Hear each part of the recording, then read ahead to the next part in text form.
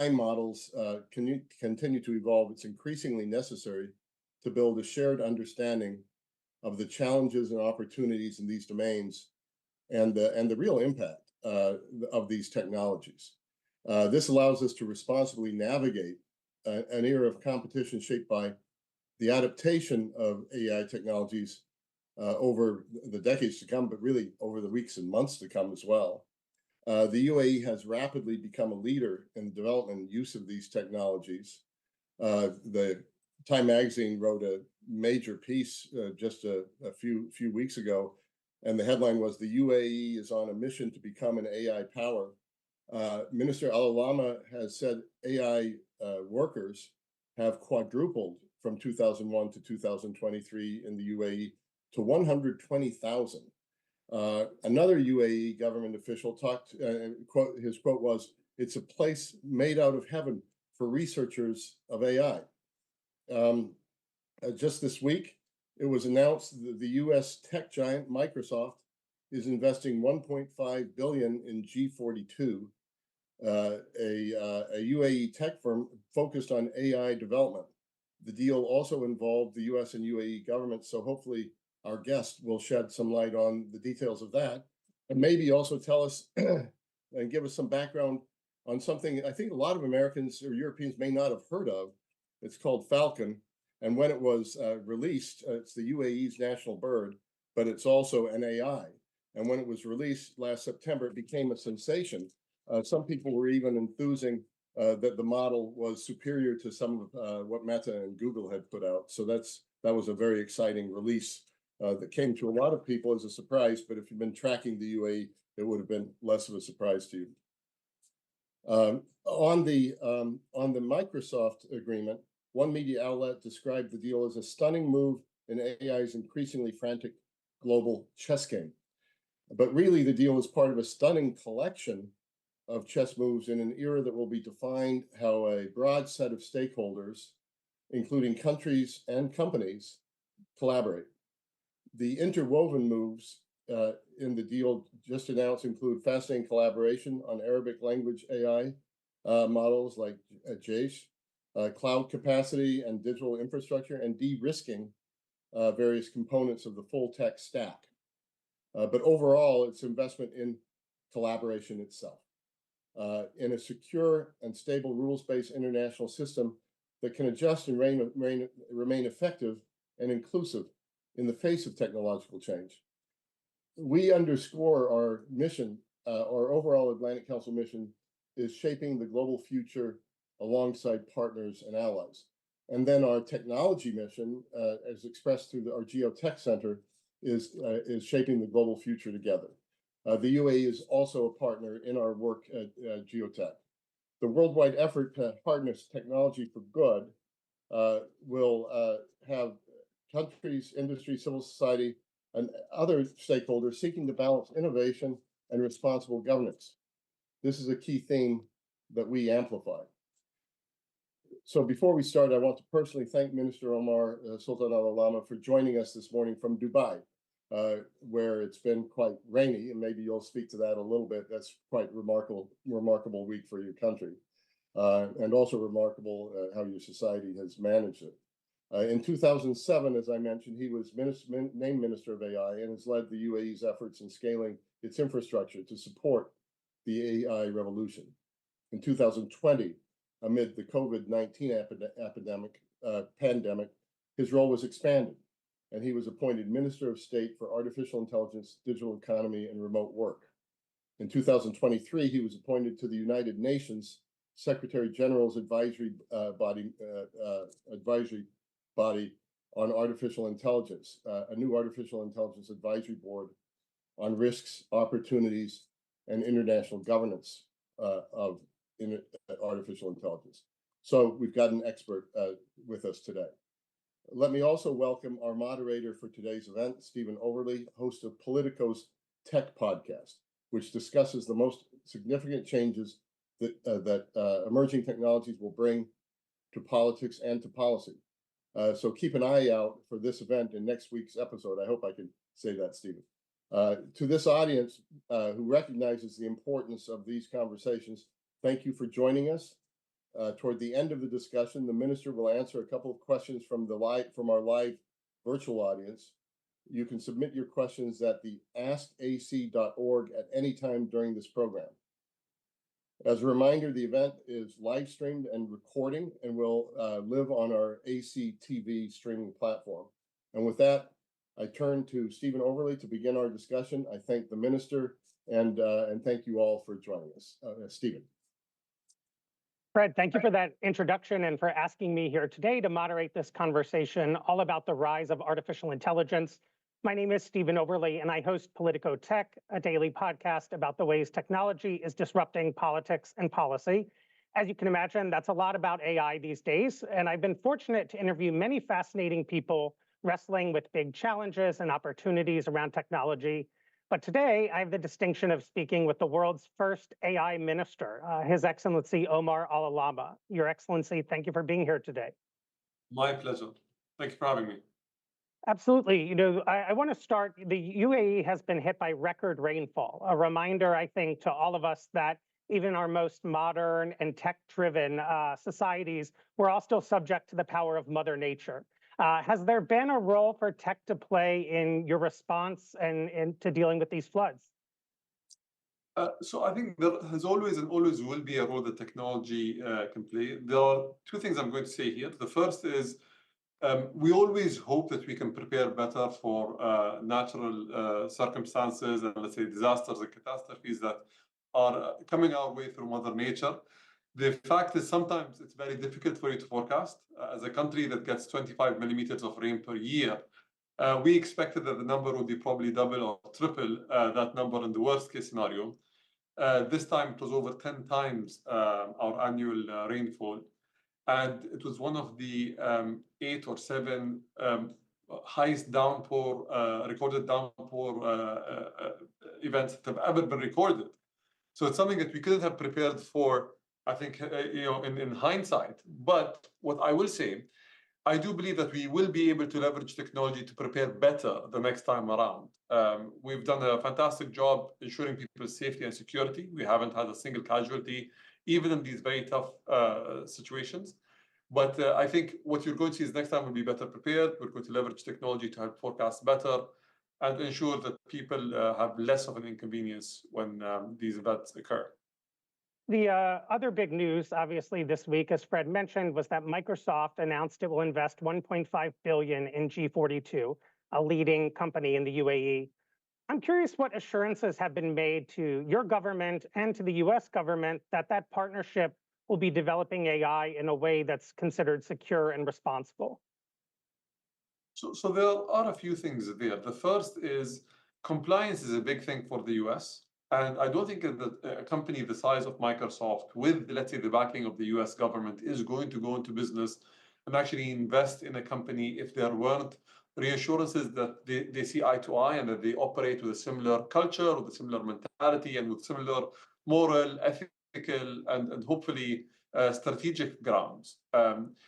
I've seen over the years that Microsoft and G42 have been quite similar in their thinking, have been able to scale and adapt. And that is probably evident in Microsoft's foresight in investing in OpenAI and actually deploying the technology, but at the same time, in G42's ability to create technology that is not just UAE dominant, but globally dominant and relevant, whether it's JACE for climate or JACE in Arabic, or even some of the other use cases that they have through some of their subsidiaries, whether it's Core 42 or M42 or some of the other subsidiaries. In my humble opinion, I think that this is a great marriage of two very innovative companies that will lead to a global impact that is going to spread wide across the UAE and the rest of the world. And so in your view, then, should we rely on the goodwill and the business sense of large AI developers to kind of make secure, responsible decisions? Or are there guidelines and rules that governments like the UAE and US should have in place to ensure that that happens? So the rules and the guidelines, in my opinion, are not going to be put by specific governments on their own. I think there are global efforts, whether it's the G7 or the G20 efforts on this domain, as well as the UN efforts, which I'm part of, the UN Secretary General's high-level panel on AI governance, as well as the World Economic Forum's efforts on this regard. And if you also look at it, there's also the other global effort, which is the AI Safety Summit that was convened in the UK. Both the UAE and the US have been a part of this. And you'll see as well that both countries are part of most of these conversations. And the conversations that we are part of, the alignment is 100%.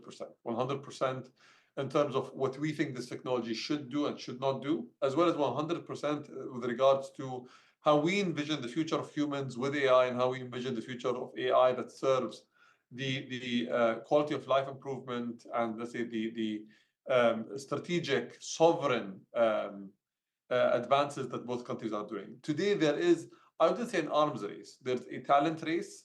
There's a race for deploying positive AI, and there's a race for regulating against negative AI. And if there are two countries that are extremely aligned in this matter and can definitely usher a movement with other countries as well, it would be the US and the UAE.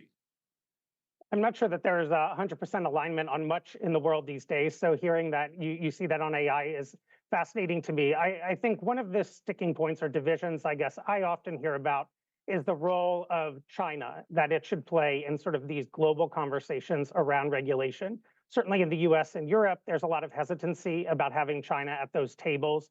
Where do you stand when it comes to the role that China should play in shaping these global conversations? Any party being excluded from a global conversation is negative. And the reason for that is because this technology can go sideways, and this technology can go widespread in a wrong manner in the digital environment that we live in today. So having some sort of alignment or having some sort of guardrail where we're able to actually dictate that this is the vision for AI and humanity, and this is what we expect from you, as whether it's our adversaries or our partners or our people, is very important. There is another element here. Even if we look at the nuclear arms race that happened during the Cold War, there were conversations that were taking place between the adversaries at the time to actually understand what should or should not be done and how they could maneuver this very delicate environment and this very delicate race.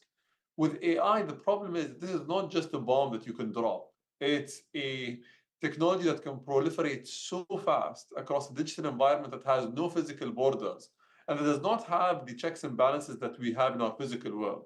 So having a conversation that is inclusive is necessary. I don't think it's a luxury. I think it's a necessity that we need to be pushing for. What was really admirable was the AI Safety Summit in the UK included the big countries like the US and the UK and the EU and others as blocks, but it also included China. So I think exclusion is not in anyone's interest, especially for this technology and how it's going to move forward.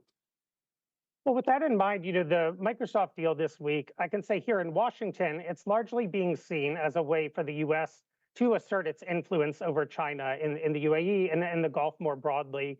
There was a quote from US Commerce Secretary Gina Raimondo in the New York Times saying, when it comes to emerging technology, you cannot be in both China's camp and our camp.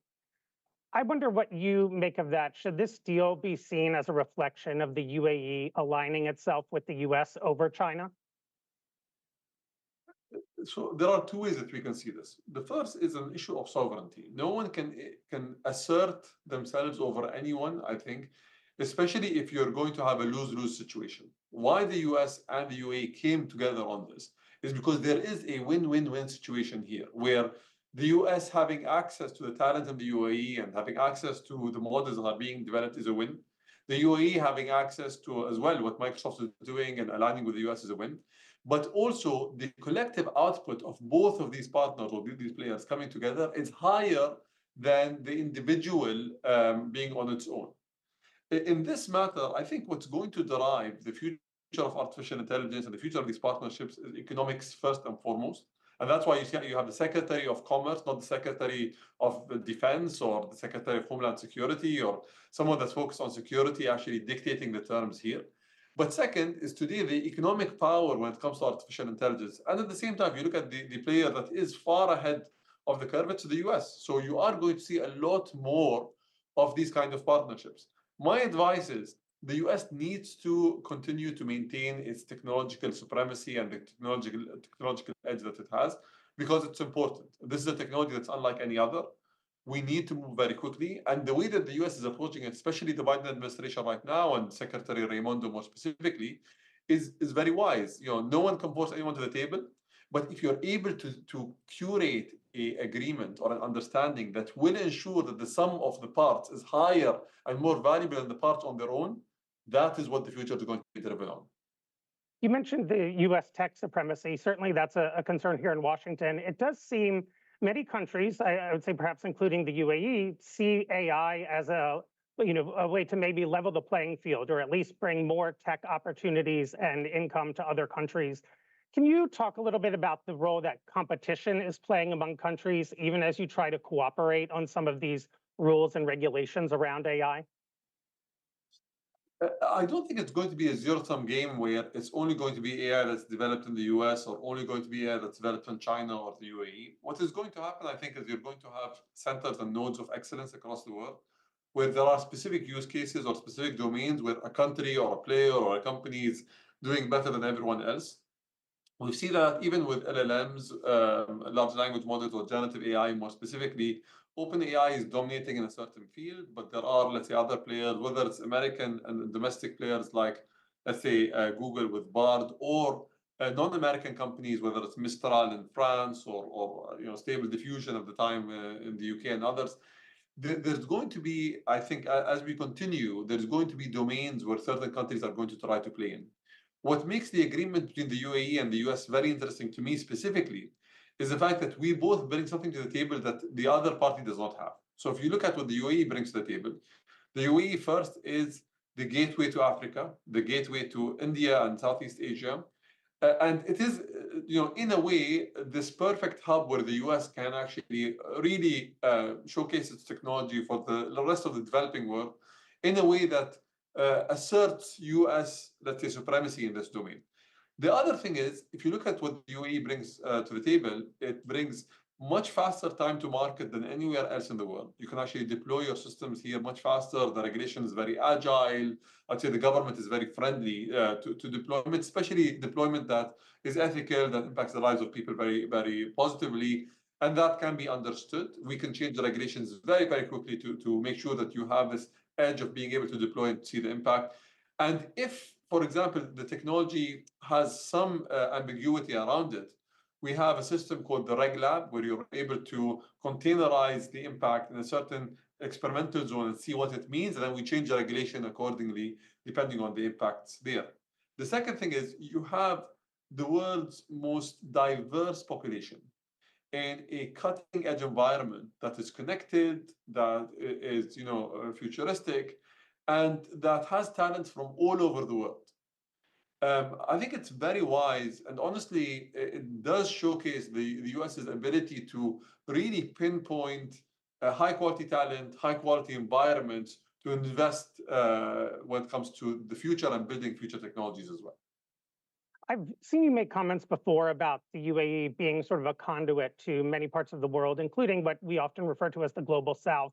I'm curious if you can elaborate on some of the diplomatic and commercial benefits of those relationships you're forming, especially as you talk about bringing open source AI models to parts of the world that may not have access to them now. I think, so let's take a step back.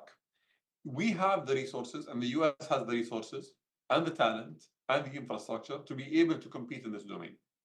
If you just reflect on what Fred said with regards to Falcon and being able to export a open source large language model in a way where you're not just saying that we have a large language model, but you're actually saying we have a model that is competing with the big players and is actually on its own right considered a huge success.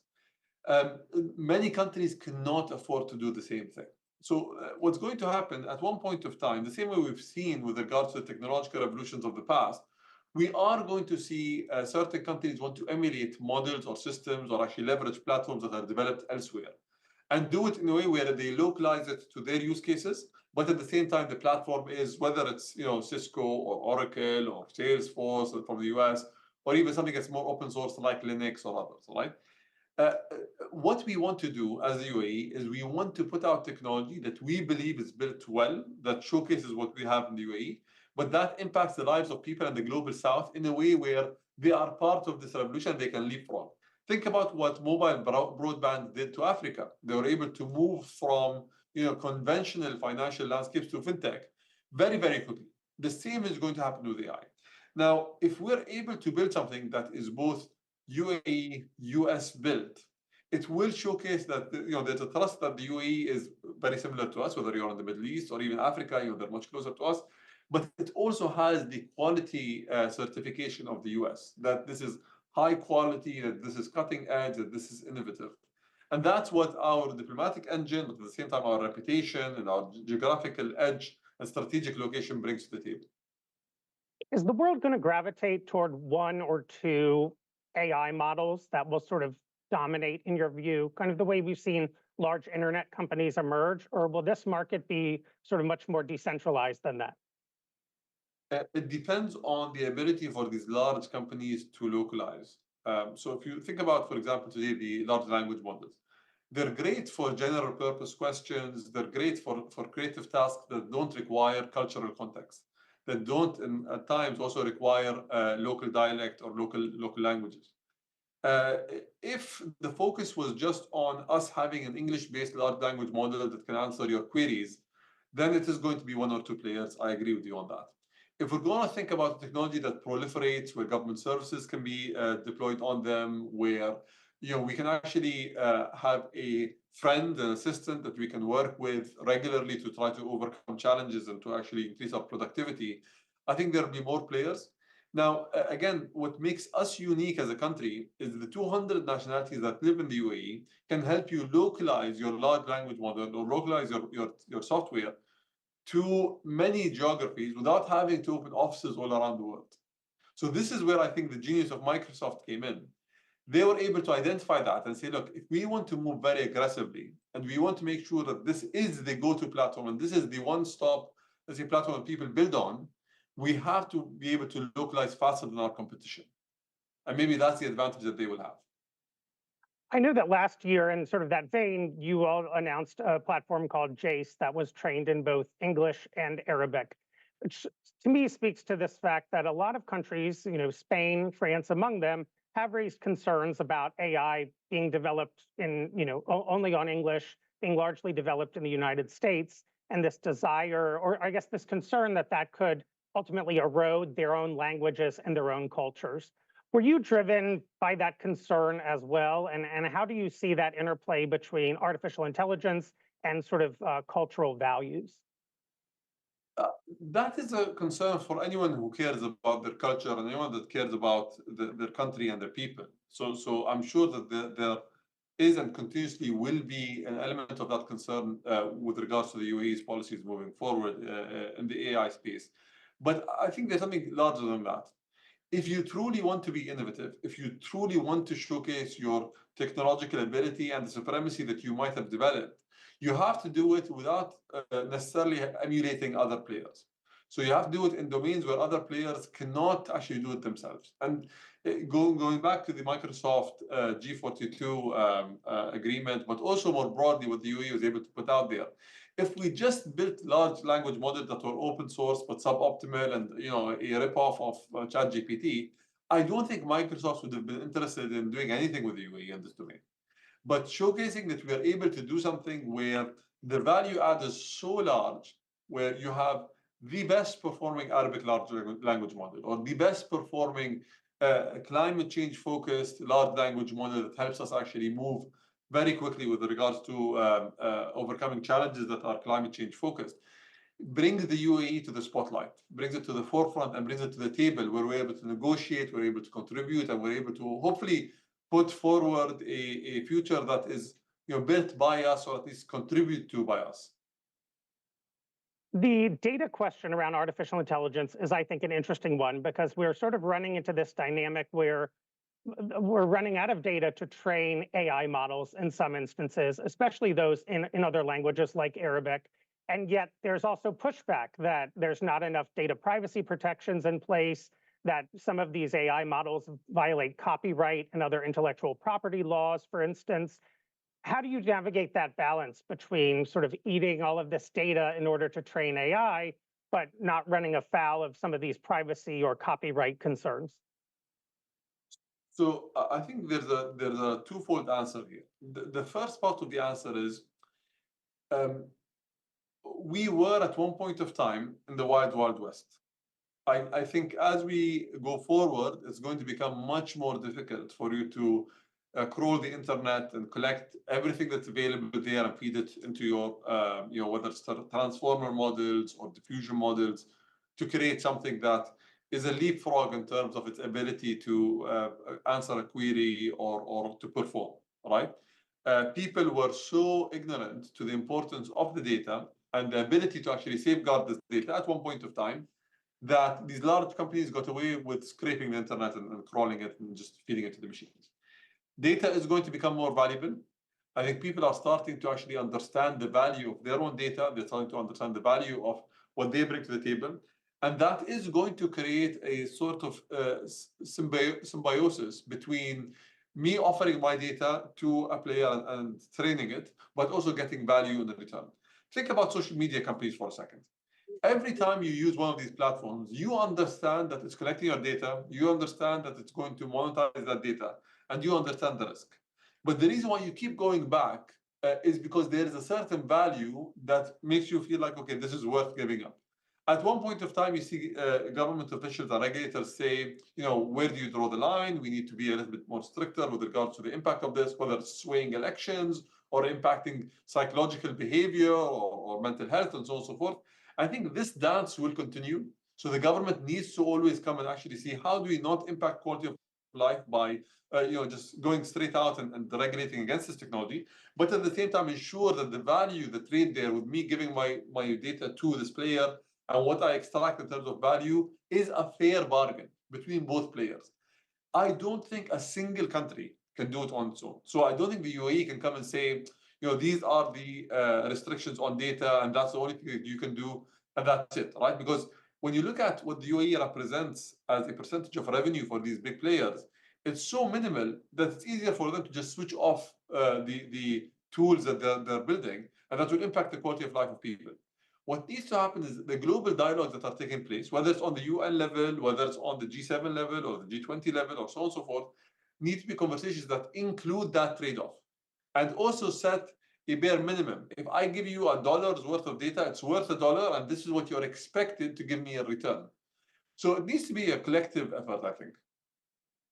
With artificial intelligence, I guess, how do you prove that value to people? Because to use your social media example, for instance, I do think there are more people now questioning the value of social media, of engaging with these platforms. There are certainly questions about whether these platforms have become so large that engaging with them is simply unavoidable, even though they are taking and using your data. So when it comes to artificial intelligence, how do you kind of prove the case that people are getting value in return for the information they're giving up?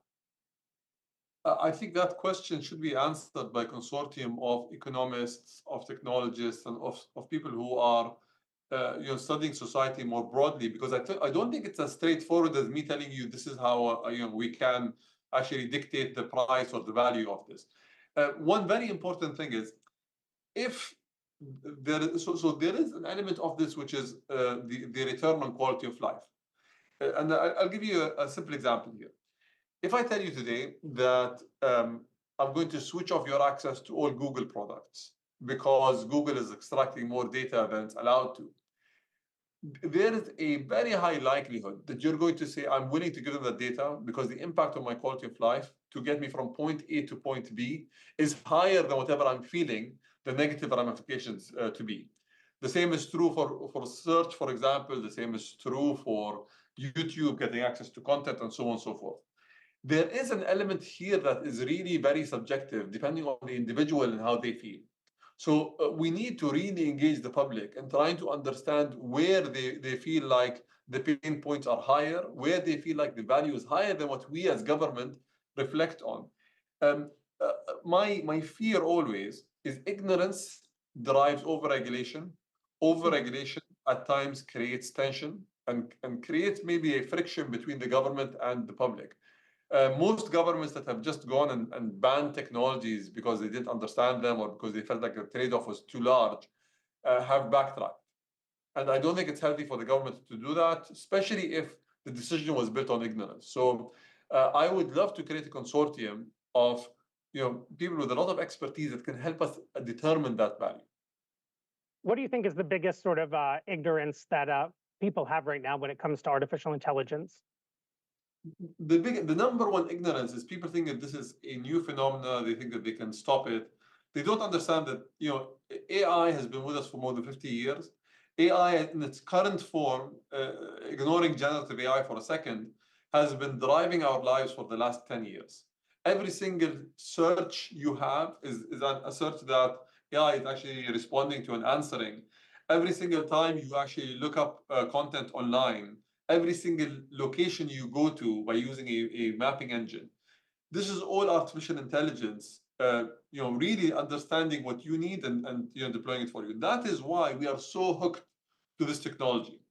And thinking that you can regulate overnight and thinking that you can solve this by bringing 10 people to the room or saying, oh, we want AI to be this or that, I think is a bit ignorant. What we need to really focus on is understanding what has happened in the last 10 years, understanding what mistakes were made, understanding what value was given by the individual and what value was extracted by the companies, and then trying to forecast what it means if we're actually even more hooked to these systems and what it means for the individuals on the ground.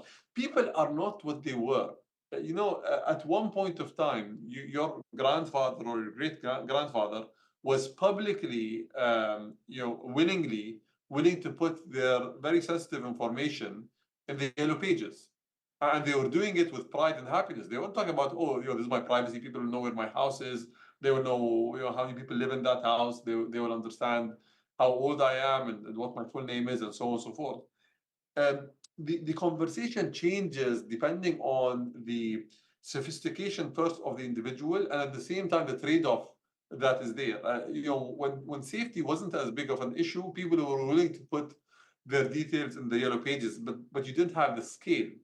Today, the challenge is because the scale is there are many ramifications that you personally don't know of. So, if the yellow pages were digital today on the internet, you would think 100 times before putting your information because you don't know who has access to it. Every thief, every crook, every cop, every good guy, every bad guy will have access to very sensitive information of yours. So really engaging people and seeing where they draw the boundaries is very, very important. For some details today, like for example, you understand that a lot of the clicks and a lot of the things that you do on social media are monitored, but you're still willing to go on social media because there's a value that you extract. For some people, they say, no, I actually don't want any monitoring. I do not want to use social media. I'm not willing for that trade-off to happen. Really doing a survey on the populace and understanding where each segment of the population sits on this will help you put more proactive regulation that is more fit for purpose.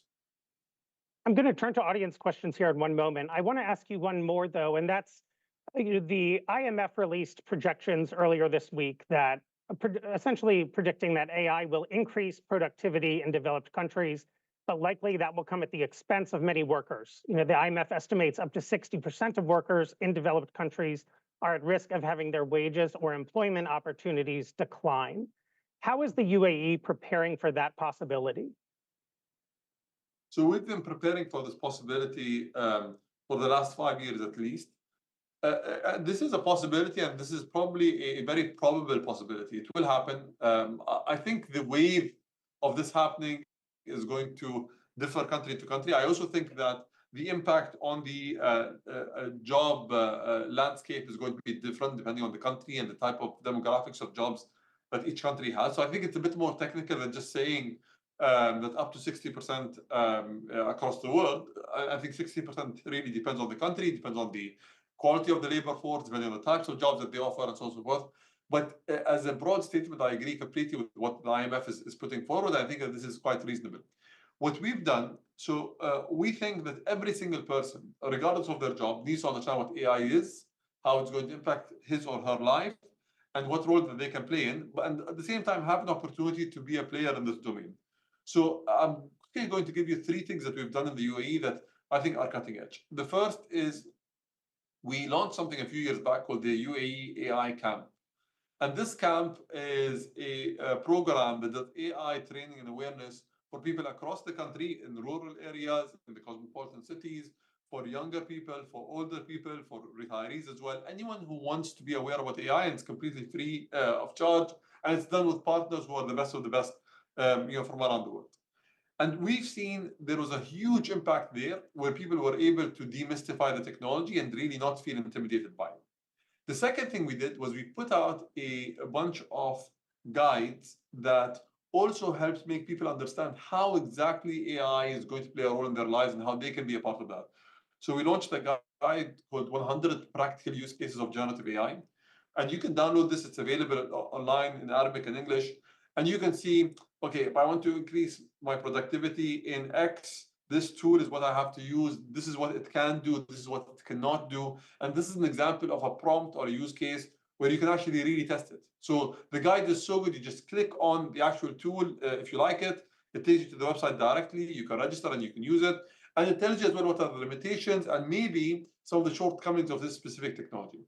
We've done that for the media. We've done that for just the broad public. And the third thing we did, on the 29th of October of every year, we have a day called UAE Codes. We focused on coding at one point of time. Now we're focusing on getting people to actually start their AI journey. There are two ways to do these things. You can either bring people into a big hall or a big stadium and try to engage them. That works. You can get 10,000 people. We tried another approach. So on the same day, every single telecom operator sends a push message to every person's phone that says AI is an important part of your future. Start your journey about learning about artificial intelligence by clicking the following link. And people are able to click the link and start their journey to understand what AI is, what are the platforms that they can learn to use that technology on. Over 180,000 people have actually started that journey, which to me demystifies the technology, removes intimidation, and actually makes the population feel like, okay, they can be a part of this role. This will make a big difference, I think. I want to turn to some audience questions. The first here, how does the UAE plan to address the energy and environmental implications of scaling up AI infrastructure, especially in terms of energy consumption and carbon footprint? So that's a fantastic question. This is a global issue that I think is going to be addressed by many countries around the world. We've built energy infrastructure that has always been forecasting for more than what we need. One of the things that the UAE government and the leadership of the UAE has done very wisely is invested in nuclear when countries were shunning nuclear energy. And our nuclear power plants are right now operational and producing an abundance of energy into the grid, which will definitely help us alleviate the use of carbon emitting, whether it's natural gas or coal or others, power plants to power these systems. The UAE actually has one of the cleanest electric grids in the world. So we have the world's largest solar farm. We have a lot of power plants that are extremely efficient when it comes to energy production, while at the same time reducing the pollution. But I think nuclear does really play a big role here in being a game changer. It will be a global crunch when it comes to energy availability to train these systems. The future of AI is going to be, for a big part of it, be determined by availability of energy. I think that's also another thing that makes the UAE special here, is we have a net surplus when it comes to energy production that can be used to train these systems effectively. Another one from the audience. In recent months, we've seen controversy over some AI models, such as Google's Gemini, due to inherent biases that it displays. How do you address unintended harms, such as bias, that are amplified by AI? So there are three ways we can look at it. The first way is look at, if you look at the UAE's populace, the UAE's populace as a whole reduces bias because of its diversity. So you have the 200 nationalities, you have all these people, you have really a global data set here that makes it less biased than others. But I think there is always an element of bias that can be found in these systems. The second part that you can put a safeguard there is actually what we're doing right now with open source systems. If it's open source, if people can really operate and deal with it as if it's their own, it's not a black box scenario, they can help you find faults, rectify it, and build on it. And that's why you have something like the Falcon Foundation, for example, that is built on what the Falcon model was able to achieve in terms of success. And then the third is with this specific sector, you need to be agile. So if you know that you made the mistake, you need to move very, very quickly to rectify that mistake and to also engage the public to help you make it better. Saying that, take it or leave it, this is what we have, and trying to be very protective isn't the UAE's approach.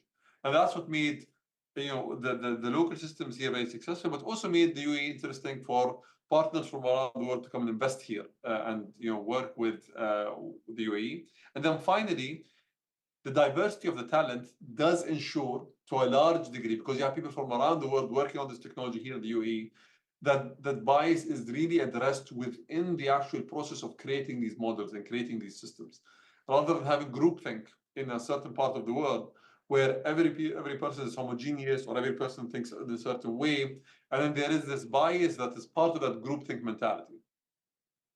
You took on your role as the world's first AI minister in 2017. You now have a few colleagues who share that title in other countries, though not many. But things have certainly changed quite a lot in that time in terms of awareness of AI, adoption of AI. Where do you think we're going to be in 5 years from now in terms of both the use of AI and in terms of answering some of these tough regulatory questions? So first and foremost, it's an inevitability that most countries will need to have, whether it's a minister or a very senior advisor to presidents or prime ministers, like someone quite senior in the government that's looking at AI. Because think about energy, okay? So when electricity became so important for the quality of life, for the economy, and for the security of countries, ministers of energy were actually put in place across every government in the world. AI is going to be the new lifeblood, the new foundation for most governments and for the private sector as well. And we need to have informed, focused government officials that are able to really look at the impact of this technology and are able to steer it, but also at the same time have the international conversations with their counterparts across the world. So this, as you said, this multiplication of different ministers being appointed just shows first that the UAE was ahead of the curve, but also shows that there is a need for this. I don't think we're going to see less ministers of AI. Actually, I think we're going to see more ministers of AI. And my view on this is, you want someone who's just focused on the technology. You don't want someone who's focus is so large that they have so many things that they're focusing on, and their focus is distributed and not really centralized around AI. Unfortunately, that is all the time that we have for our program today. A replay of this conversation, though, will be available at atlantacouncil.org and on the Politico Tech podcast. I'd like to thank His Excellency Omar Al Olama for joining us for today's conversation, and the Atlantic Council, of course, for hosting this AC Front Page event. I hope you all enjoyed our remarks today and have a wonderful weekend. Thank you, Stephen.